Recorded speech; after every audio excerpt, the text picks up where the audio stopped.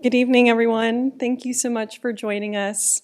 My name is Catherine Hill. I'm the Associate Curator of Modern and Contemporary Art here at the Georgia Museum of Art. And it is my pleasure to be hosting two of our very esteemed artists included not only in the collection, but in two exhibitions upstairs with us tonight and holding space for conversation with them.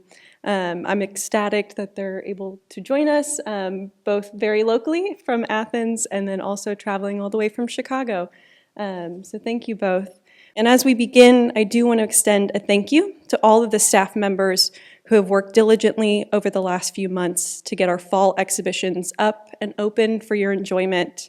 A considerable thank you to my former intern, Mary Alice Smith, for her contributions in the early stages of developing the exhibition, Artist as Witness. My biggest thank you to my colleague, Ciel Rodriguez, over here on the podium for her continuous support and efforts to make not only the exhibition come to fruition, but for also being a huge reason that tonight is possible. I won't be able to thank everyone by name. Truly, it takes a village to make this come together, but thank you to the education staff who are also here assisting us tonight. And thank you both, Jason and Caitlin, for your time and openness to join us this evening. I do hope that you'll pardon me to keep us on schedule and in all of our best interest. I will be reading from my notes as we get started. I know we don't want to be here all evening, and really we're here to listen to these artists tonight. So I'll give a very brief overview of the two exhibitions upstairs and then introduce the artists before handing it over to them. So I'll talk about two exhibitions that are closely intertwined. The first one, Joel Sternfeld, When It Changed. In late 2005, Montreal hosted the United Nations Climate Change Conference. Government ministers, scientists, leaders of non-governmental organizations, and journalists gathered for this annual meeting of countries participating in the Kyoto Protocol, a policy aimed at reducing the emissions of greenhouse gases. American photographer Joel Sternfeld, whose work is shown on the screen, gained access to the conference using newspaper credentials. He hoped to answer the question for himself. I wanted to know if climate change was real. What he found was worse than what he expected. And in his words, in the opinion of nearly all the participants, not only was climate change occurring, it was also about to reach a tipping point and become irreversible. Using a telephoto lens, Sternfeld trained his camera on a range of participants to create an archive of humanity amid what was largely then an invisible ecological crisis. And in his words, I tried to take photographs of delegates at the moment when the horror of what they were hearing was visible on their faces. At stake, after all, is the continuation of Earth as a planet fit for us to live on. Sternfeld then published When It Changed as a book of these images in 2007. It outlines alarming scientific discoveries, the actions and inactions of government and corporations, and increasingly extreme weather events. This exhibition presents the photographs from that book, and at this watershed moment in global environmental history, and in the face of an ever-unfurling stream of evidence, Sternfeld is empathetic. We cannot say that we did not know our world was changing. And this exhibition, while we were looking at and talking about climate change, it became very apparent that all of these images were centered on people. And so in a companion exhibition, I really wanted to recenter on the landscape and how artists themselves are witnessing and documenting this change, sometimes knowingly and others unknowingly. So this led to a body of work called The Artist as Witness. In an adjoining gallery, this serves as a visual response to Joel Sternfeld's exhibition. The exhibition pulls photographs from the museum's permanent collection that examine humanity's impact on the natural landscape. Artists included, but not limited to, are Robert von Sternberg, Arthur Tress, both seen above, Arturo Soto, David Benjamin Sherry, Matthew Brandt, Rosie Brock, and of course, our two guests joining us today. Where Sternfeld's photographs focus on the people and the diplomatic powers that have shaped global responses to climate change, the artist and the works in The Artist as Witness recenter impacted landscapes and surreal changes of changing environments. Some of the works illustrate how human enterprise has reshaped the natural landscape, and some works trace the entanglement of human life and environmental change. Others catalog the environment's natural processes of self-preservation and renewal. And together, these two exhibitions present an opportunity to reflect on how the planet has changed over the last 20 plus years. Now, it was really important when developing this exhibition that we brought it close to home in a very literal way by showing two artists who are photographing the Georgia landscape, and thus brought us to these two works. And so I'll give a brief introduction for each of these artists and pass it then over to them. So Jason Thrasher, here to my left, is an Athens-based photographer where he's been working as an artist and professional photographer for 25 years. His coverage of the Southeast's rich and varied music scene includes portraits of the Drive-By Truckers, REM, Outkast, Widespread Panic, and Elephant Six Collective. Jason's photography has been published in Rolling Stone, Billboard, New York Magazine, The New York Times, Bitter Southerner, and USA Today, just to name a few. His promotional photography for New West Records, ATO Records, Anti Records, Warner Brothers, Razor and Tire, and Polyvinyl has produced many iconic images. Jason's fine art photography has been exhibited at the ICA in London, the Yerba Buena Art Center in San Francisco, the Ogden Museum of Southern Art, the Cochrane School of Fine Art in Washington, D.C., and the Atlanta Contemporary Art Center. The Georgia Writers Association awarded Jason the Georgia Author of the Year Award in 2018 for his book on the local music scene entitled Athens Potluck, which you can also see on view at the University Hargett Libraries Gallery through the end of this year. His most recent book, Murmur Trestle, was published earlier this year by the University of Georgia Press, and the featured cover image, which you can see above, also made a new home in the museum's collection and in the exhibition Artist's Witness. And I'll make a shameless plug for you, Jason. You can find copies of Murmur Trestle in the museum's gift shop following this talk. So Caitlin Peterson at the far end is a photographer and arts administrator currently based in Chicago, where she works for Filter Photo, a nonprofit festival, exhibition, and educational space. She was born in Milwaukee, but spent the majority of her formative years in Birmingham, Alabama. Caitlin primarily uses a large format view camera to explore the relationship between humans and the landscape as she focuses on the impressions humans have made onto the forest, mountains, and canyons of the regions that she photographs.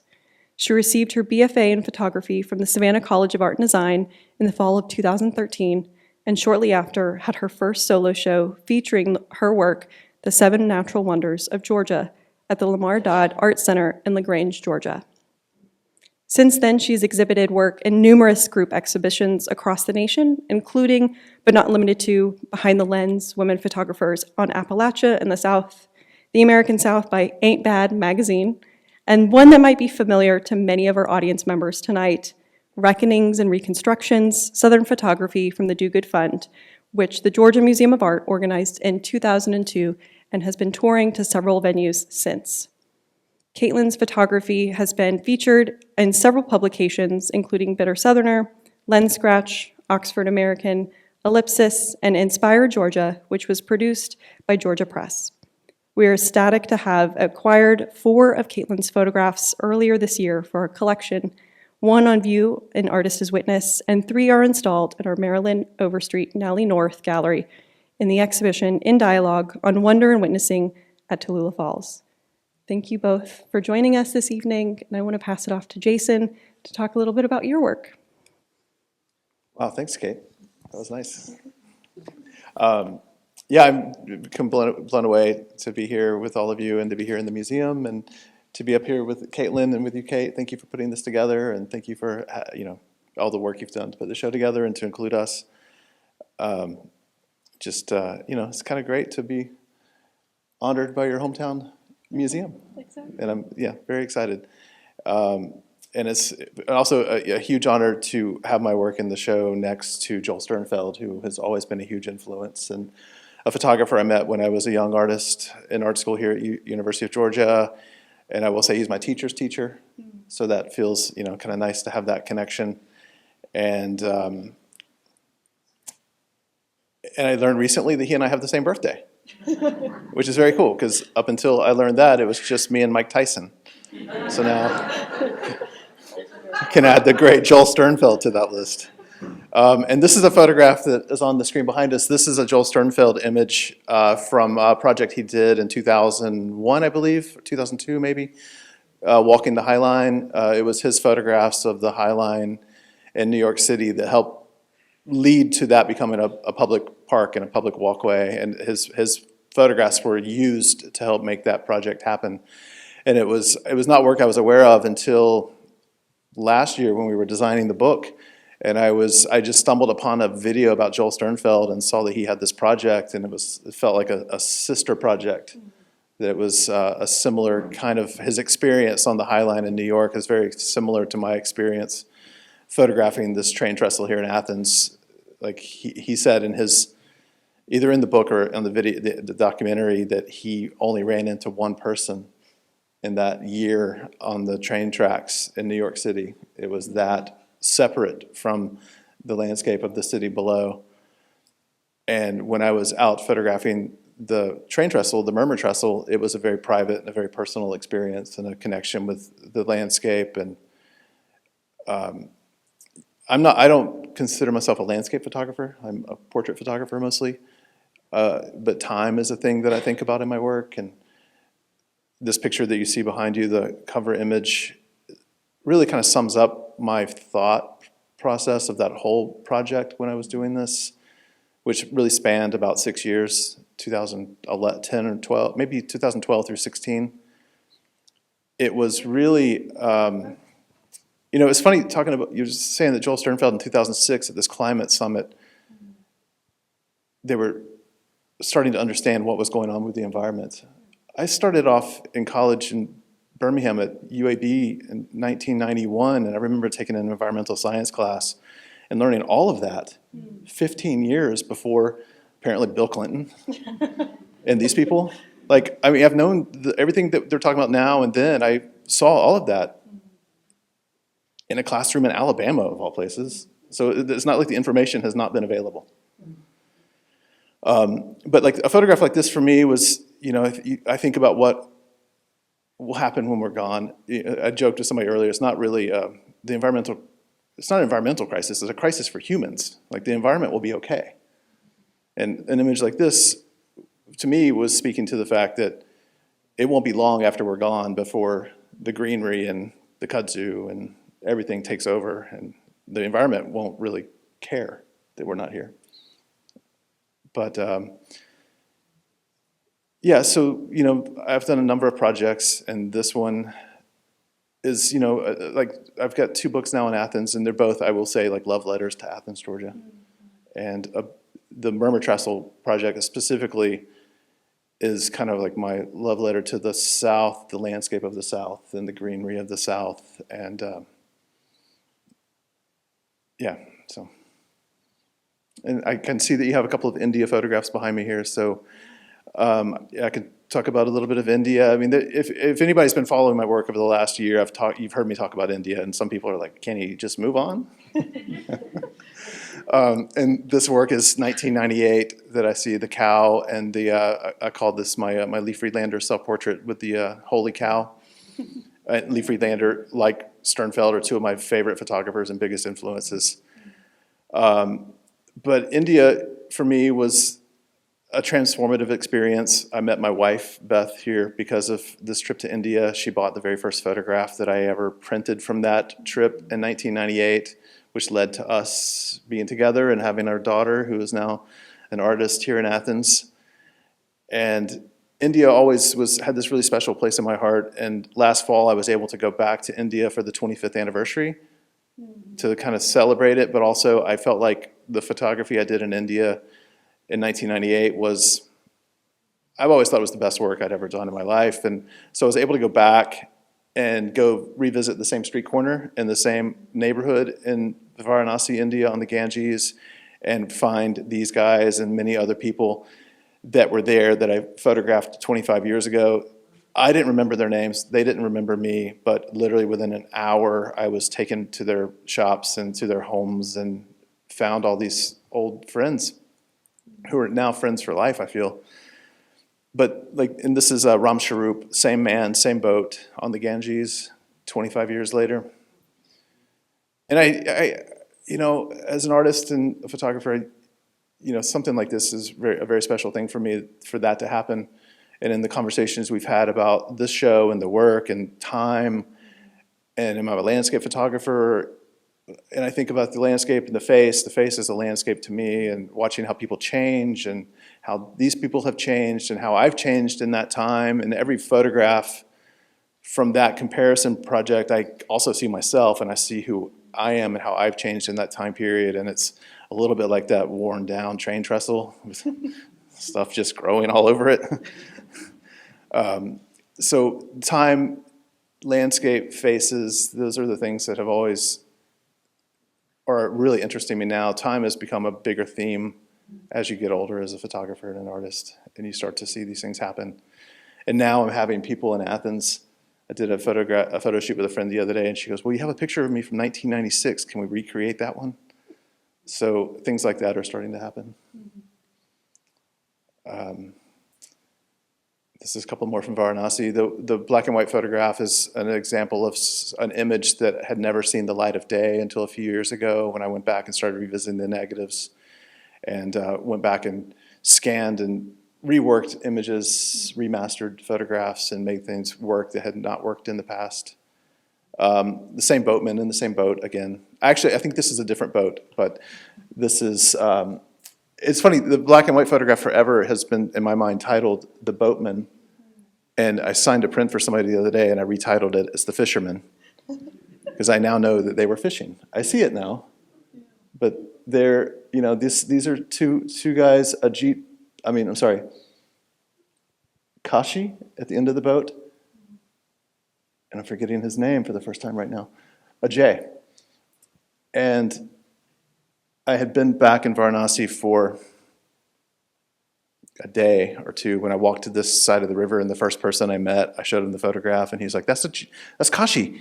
He's right there. And then I met the children of Ajay, and they went and found their dad and brought him to me so we could go out in the river and recreate that photograph. And then a few more of the train trestle. And the trestle really was a meditative, like, I have to use this term, and you know, Beth and I were talking about this, like, it was a meditative process and a project, but I don't want anybody to think that I'm a deep meditator. There's, you know, when I say meditative, it meant I took 3 breaths and I slowed down a little bit.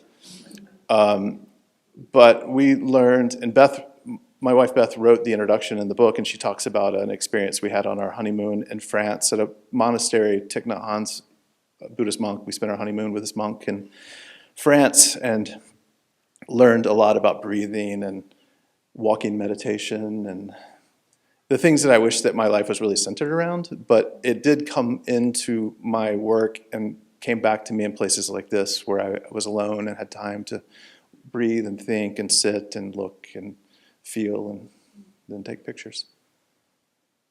This is a photograph that was the last image that really, for me, I knew the project. I knew I had what I needed to say this was finished. It was sadly photographed the day our friend Jeremy Ayers passed away, and it felt like, you know, the world had ended for us here in Athens in a big way, and I also felt like that image for me was something that the project was missing, and I knew really at that moment, it's like, wow, that's finished.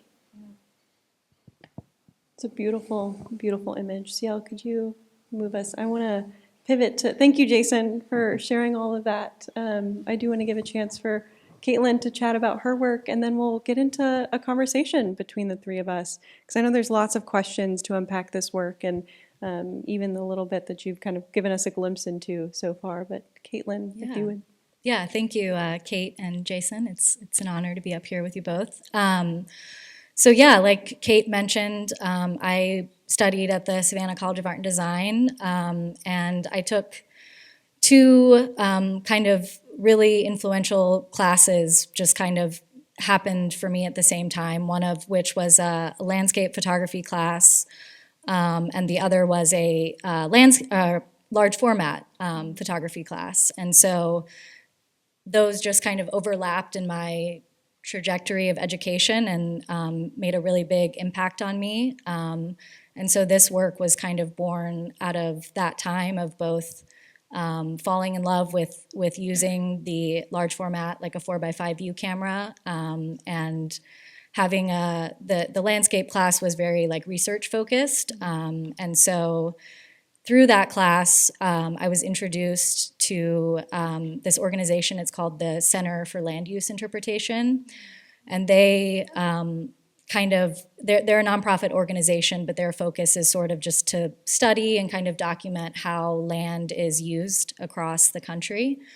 And so I fell in love with sort of that idea of like how we are using the land as humans and how we're sort of setting land aside and what land we decide to set aside and how we're kind of interpreting it. And then through my further research, I came across the 7 Natural Wonders of Georgia, which was originally a list that was created by the state librarian of Georgia back in, I think it was the 20s or 30s, I think. And I'm sure at the time it was in an effort to increase tourism to Georgia. And so the list of the wonders is Tallulah Gorge is one of them, Amicalola Falls, Stone Mountain, Providence Canyon, Radium Springs, Warm Springs, and Okefenokee Swamp. And so I traveled all over the state of Georgia documenting these 7 places. But more so than the natural elements of the places, what I was really interested in is rather the unnatural and kind of how man has left a mark on these places from, I mean, even here, this is like at Tallulah Gorge, and you're at the gorge, but there's like a mural there instead. And it's sort of like, why am I going to look at a mural when I'm at the actual place? Like literally, I think on the other side of that fence is the view of the gorge. So I was just really interested in these sort of like elements in these places. And even, you go there and there's like this place, I think even like there's signs like this where it's like, here's where you stand, this is where you look, or other fences where it says, warning, do not cross this fence. And so it's this very, we've preserved these natural places, but we've, altered the experience of them and sort of how people can engage with them and how people view them. And so it's sort of, to me, I was just really interested in that irony that's like, we have to do this for these places to survive, but also it totally changes the way that we are able to engage with them and visit them. And so I'm maybe skipping a little ahead of where you're cycling through here. But so I did the Georgia work, and then over the course of like 2 years, going to all these locations. And then following the Georgia work, I made kind of my own list of natural wonders in my home state of Alabama. And so that work is coming up in the slides, I think, shortly here. But I traveled around Alabama and photographed natural sites in Alabama in kind of the same way as I was photographing the Georgia sites. So.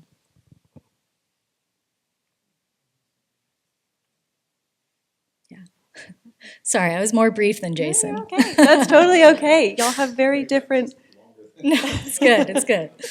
You'll have very different approaches, and we love to hear both sides, the many facets of how you get to become a photographer and what brings you into that as well. So it's lovely to hear both of your perspectives. I do want to have a chance for us to have a conversation together.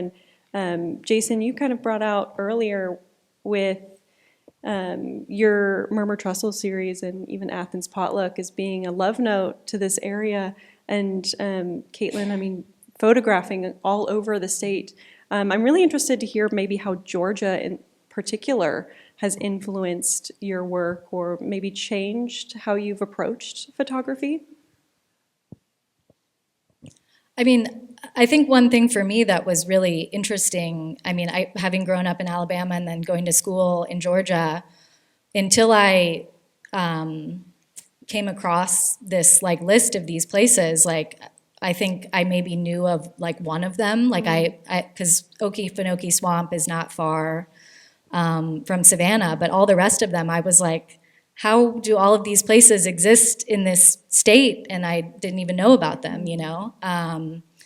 So for me, that was really cool, I guess, just getting to see kind of the diversity of the state. And like, you know, Providence Canyon, for example, is like, I think they call it like Georgia's Grand Canyon. And it's like, how cool is that, that exists in the same state where you can, you know, drive a couple more hours and there's a swamp, and then drive a couple more hours and there's a beautiful big waterfall.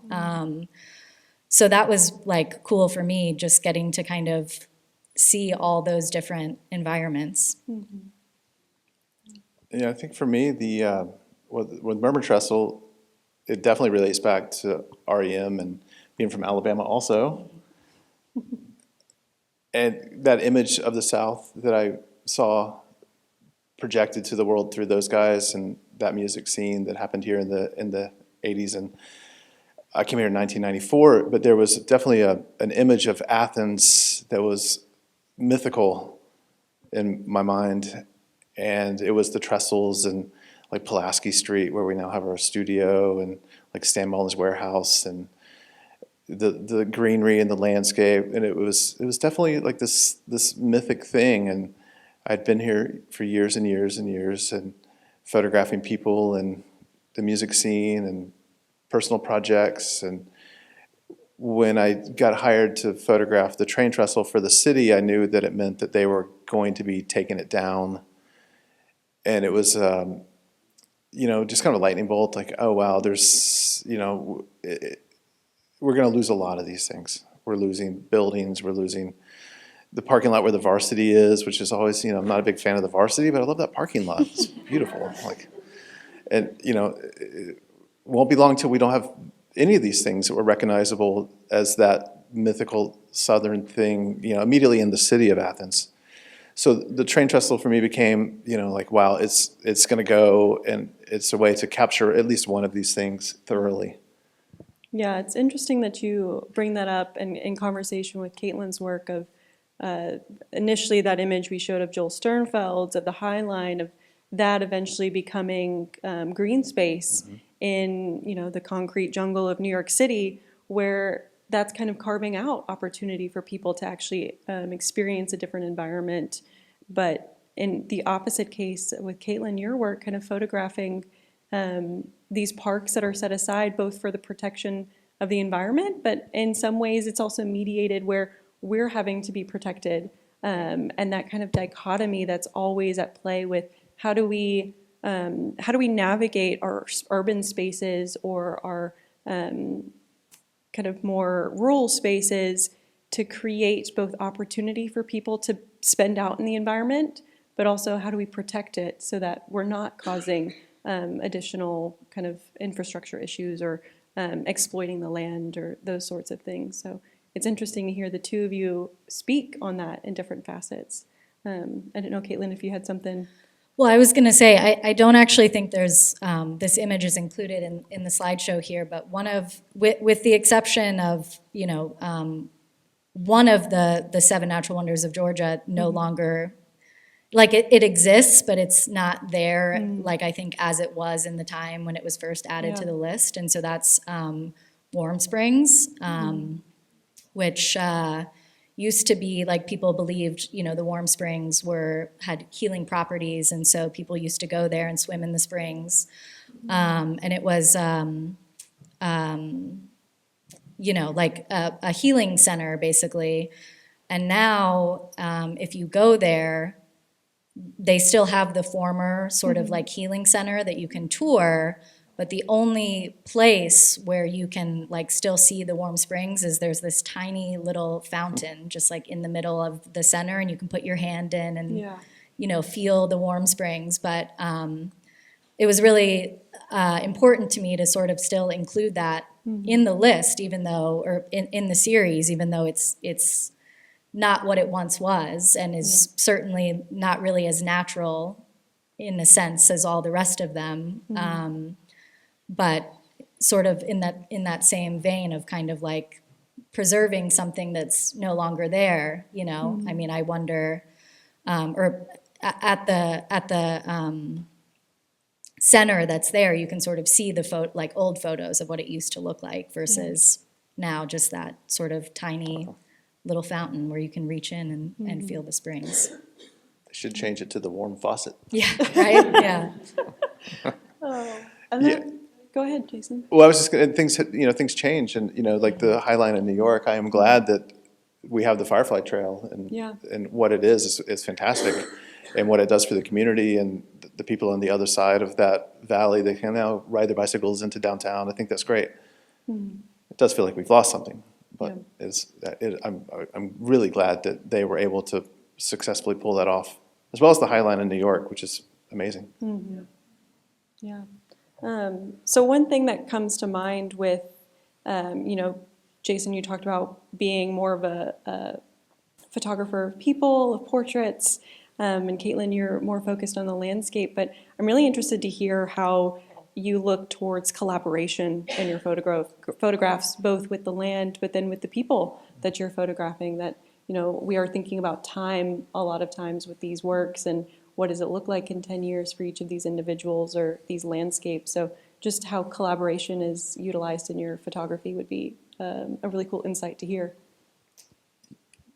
It's all collaboration. I mean, I feel like we're talking about with the landscape, it's about breathing and feeling it and just kind of, like become one with it. But with people, it's definitely like an energy exchange. My better portraits are ones where I feel like we're channeling something back and forth. I'm asking for something, they're giving me something, and I came to this idea actually in India last year that it is energetic, and that there's energy being shared between the two of us, and the better that is, the more likely I'm going to capture something in you that means something. But it's, people look at me odd sometimes. I'll be doing a portrait shoot, and I'm like, close your eyes, breathe. Some men are like, huh? What do you mean breathe? But I really try to get breath in sync and to try to get people to relax, and it's about connecting in a deeper way than just pointing the camera at someone. And I felt like it was, like that. And the successful work for me, that's where it has happened. Yeah, I mean, for me, I think it's interesting. When I first kind of started the Georgia work, I had some maybe resistance is a strong word, but I didn't know kind of what role I wanted people to play in the images. And as I got kind of deeper in the work, it became more important to me to kind of really show how people were engaging with these spaces. And so, I have photos or early edits of the work where there aren't as many people, and then as the work kind of went on, started to include people more. And it is really interesting. I mean, going out with a large format camera, especially in places, that are kind of tourist sites where there's lots of people visiting, and people stop and ask me what I'm doing all the time. It's like, what is that? What are you doing? And so it was interesting to sort of be able to talk to people as they were sort of just visiting these spaces and kind of experiencing them. But yeah, I mean, the collaboration aspect, I don't know that it's so direct, but certainly,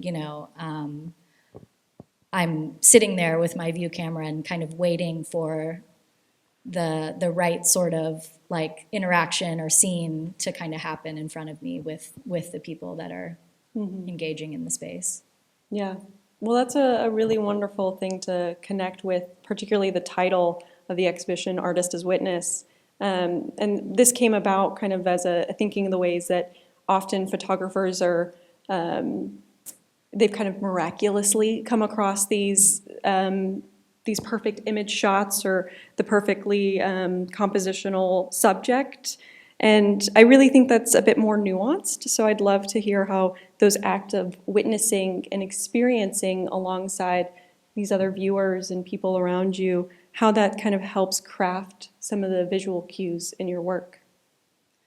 Yeah, I mean, for me, kind of like I just said, it's sort of, I mean, it was interesting, I think, the way that I photographed these spaces, because, you know, I went to all of them multiple times, and so it changed, you know, from like the first time would go to them, sort of be seeing it for the first time myself, and then as I went more and more, getting kind of more familiar.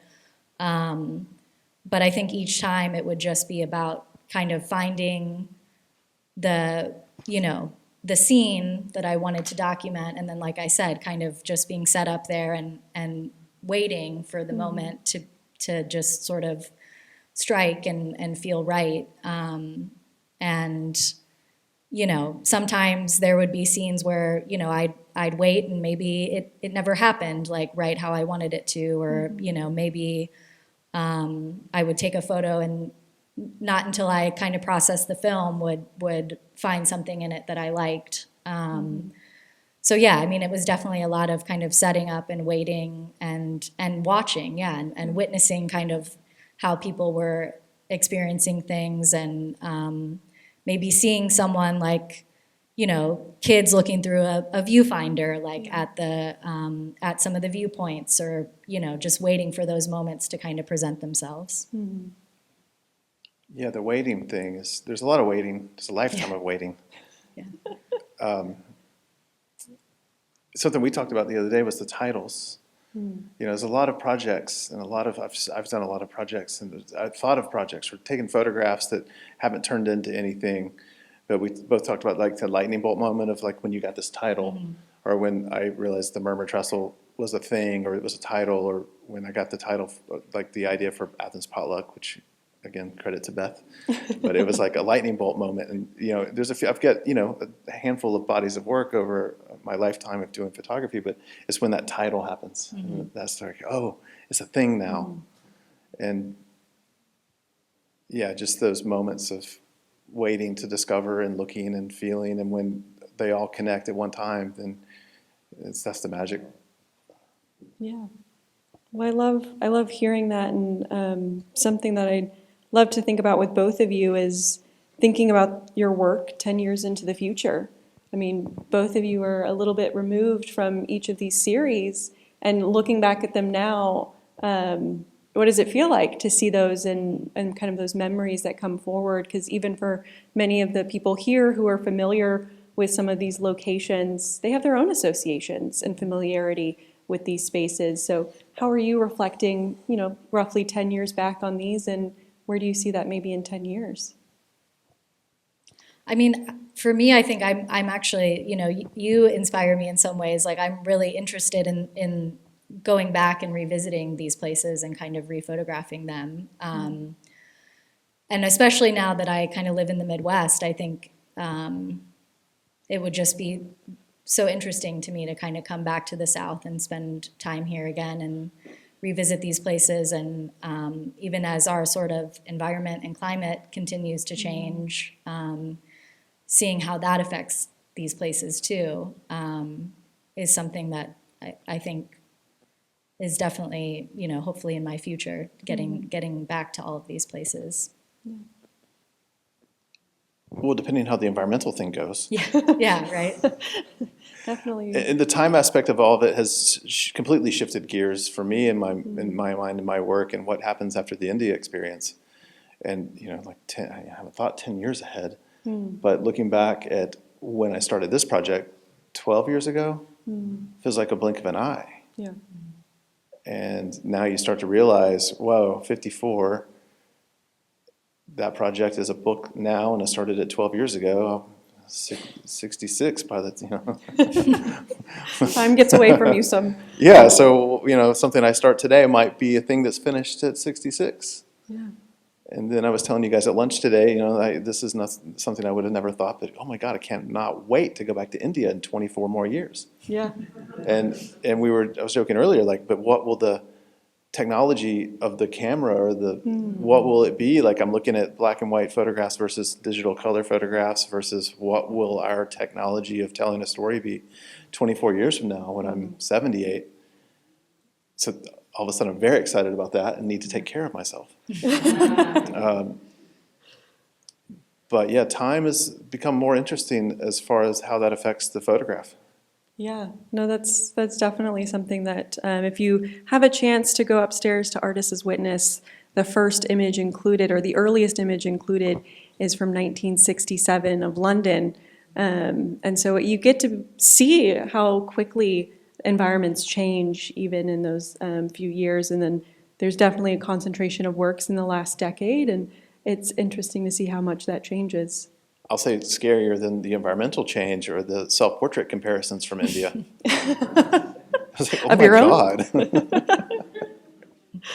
Well, thank you both so much. I do want to open it up opportunities for y'all to ask us questions too, because I could ask them questions all day. I've been spending the last few days chatting with them, but if there's something that's kind of tickling your mind, or you just want to see another one of these images again, I'd love to bring it up for you to ask questions. Yes. Hey, Chance. Thank you for your work. Could we go to the murmur trestle, the black and white that has the red tree in it? The winter. Oh, the winter Red tree in winter, according to Charlie Friedlander. So for those who maybe didn't hear, we're jumping back a few slides to a winter scene of murmur trestle. I think it was forward. Yeah, the vertical one. Yeah, Yeah, that one. well, there was I thought, okay, I guess it was with another one. I thought there was one that was more wider than that one, but that's fine. This struck me with its perspective and yet collapsing the space. I thought immediately of Anselm Kiefer. Oh. And his amazing things, of course the High has one too, of inside these structures, which of course go back to German history and the oppression of that time, but also just the resonance of it visually. So I was wondering if you had looked at his work or thought about that at all. I just Love his work. visually by- And can I get you to write that down for me? Can I use that on my website? No, I love his work. I mean, of course, like he's one of the best, and what a compliment. Thank you. I think that's the real gift of having the opportunity to do what I did and spend as much time as I did in art school, and to take as long as I did, which, if any advisor would have been like, oh my God, what is going on with this student? I mean, I graduated high school in 1989, and I did my exit show in 1998. I went to 4 different colleges before, two community colleges and University of Alabama, Birmingham, before I got here to University of Georgia. Spent countless hours in the library looking at every photography book they had, and helped form my eye. And Kiefer's definitely one of them. All those great Indian photographers whose work I saw before I went to India, like anything, I looked at all of it. I just all of it. And then at some point, I stopped looking at other work.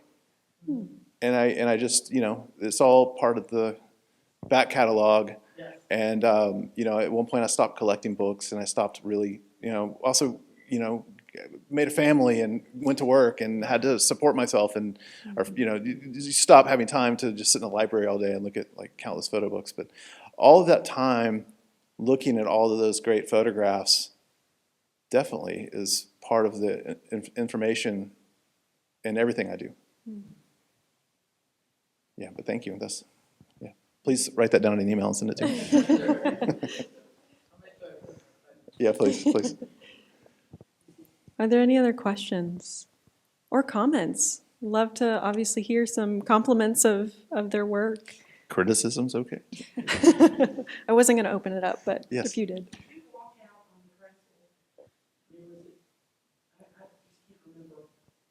Oh, did I walk out on it? Maybe to where there was about a 15 to 20 foot drop, but I didn't go way. I saw people walk way out on it where I got really scared for them. And it was pretty intense. And I think if you look closely at the photographs, it shows that it couldn't be saved. Like every time I would go over there, there'd be new boards on the ground. And that opening view from the cover of the book, you can see one of the boards on the right Kind of side. small, but maybe Yeah, CL if- can grab it. There we go.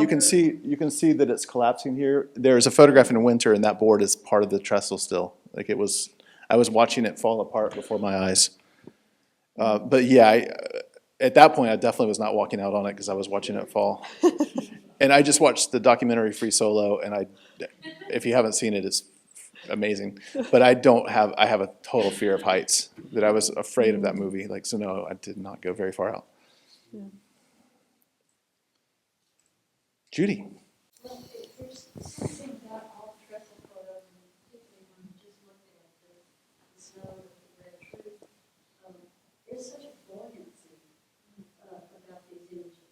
The trestle is heavy physically, there's no light, and there's all this overload, but there's something about the way you're all very, you're all weightless. And particularly the last one, when we're just looking at where those patterns down at the bottom disappear.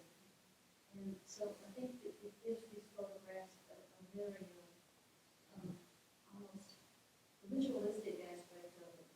The people coming to visit. I think you told me once about so many people at the album came out from Oregon, came to Athens just to see the trestle. So it already had this pilgrimage, as the tourist site, this pilgrimage aspect to it. What? I just wanted to mention that buoyancy, and I don't know if it's conscious or not, but I see this place we're in as a holy place. And like India, like Varanasi, India is a holy place. And it was Coleman Barks in a conversation right after that first trip to India where we talked about holy places and places that were not considered holy, and places that are considered, like Native Americans would avoid certain places. And there's places they were drawn to. And Athens was a place that was a trading post way back. I might be wrong, but that's what I learned from Coleman. And I see it as a holy place. And like this area, specifically down by the river, and like my yoga studio over by the train tracks, I feel like it's a holy spiritual room. I feel like there's a vibration. And it's the same vibration that I experienced in India at the temples. And at the Shiva temple in Varanasi was one of the most powerful places I've ever been. And so I see our landscape as a holy landscape and a spiritual place. And I feel like I look up at these things in the same way I try to do with people. I see the people as, spiritual beings, and I don't feel like I try to elevate, but I just try to capture it there. Yeah, but thank you. That's another one. Write that one down too. Yes. Yes. For Caitlin, how has living in Chicago, a large city, changed your idea of landscape? Yeah, I mean, it's interesting. We were talking about this in one of our conversations throughout the last couple of weeks. And I think it's hard to find the landscape in Chicago. So, I mean, for me, that's changed sort of my, even like feeling inspired to photograph, because it's a very different kind of environment and place. And like I was kind of saying earlier, it makes me want to come back to the South and photograph here more, just because I think I had such a, kind of on that same thread. Like I think of the South and the landscape here as just very like romantic and special and just really unique to kind of any other, part of the country. And so I miss it. I miss being down here and photographing down here. I've definitely heard that from a handful of photographers this last weekend. A couple of us from the museum went down to the Do Good Fund in Columbus to celebrate the opening of Reckonings and Reconstructions. And the quality of light was something that a lot of people talked about being very distinct here in this region. And I can say for, many different areas across the nation that there are specialties that come with the light, the way clouds sit, whether they're really low or high up in the sky, or even the way foliage interacts with that. So it is a really beautiful place to photograph, and I hope you do get to come back. Yeah. But if there's other questions. Yes? Hi, Caitlin. I was curious, since you did show all of it, with the Stone Mountain photograph. Mm-hmm. Of course, one of the most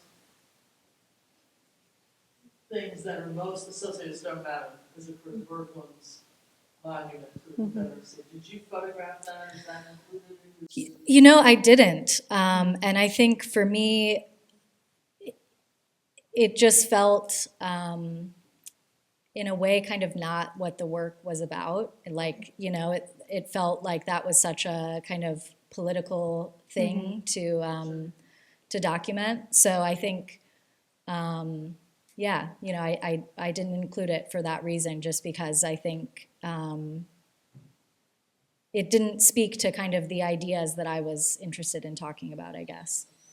The reason why also, because if you think about alteration Sure, of the yeah. landscape, that's the Right, ultimate, it's right. carving into it with this, as you said, very political statement. Yeah. Yeah, I think that idea of the natural wonders really being the dynamic aspect of how are we sitting in the natural environment, and these minor changes, but yeah, the major changes that come along with how do we create the spaces where we can both inhabitate but enjoy Right. at an arm's distance. Right. Of course, Tallulah Falls and Gordon's been radically altered Yeah. since the time, and of course, playing off some of your photographs with one of our own paintings, Yeah. George Cook's painting of Tallulah Falls. Yes, that's in reference to the In Dialogue on Wonder and Witnessing at Tallulah Falls. I'm just going to make that so you can go upstairs and see those images together with George Cook's painting. Yeah, there it is in the back. Way in the back. Wonderful, thank you.